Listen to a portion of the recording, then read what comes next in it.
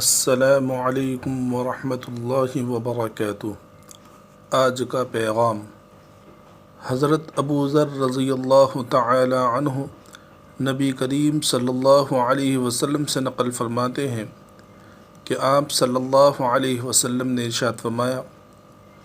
کہ میرے سامنے میری امت کے اعمال پیش کیے گئے، اچھے بھی اور برے بھی۔ میں نے امت کے بہترین اعمال میں سے ایک عمل راستے سے تکلیف دہ چیز کو ہٹانا پایا،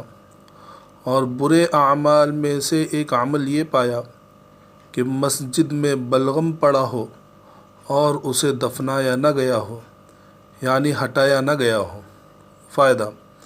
راوی حدیث حضرت ابو ذر غفاری رضی اللہ تعالی عنہ فرماتے ہیں کہ ایک موقع پر پیغمبر علیہ الصلاۃ والسلام نے ارشاد فرمایا، میرے سامنے میری امت کے اچھے اور برے اعمال پیش کیے گئے۔ اچھی کارکردگی اگر امت کی طرف سے ہوتی ہے تو جناب رسول اللہ صلی اللہ علیہ وسلم کو خوشی ہوتی ہے، اور اگر امت کے افراد برا کام کرتے ہیں، سنتوں کی خلاف ورزی کرتے ہیں، احکام خداوندی کو پامال کرتے ہیں، تو آپ صلی اللہ علیہ وسلم کو تکلیف ہوتی ہے۔ اس لیے ہر مومن کو زندگی میں کوئی بھی قدم اٹھانے سے پہلے ایک لمحے کے لیے یہ سوچنا چاہیے کہ کہیں یہ میرا عمل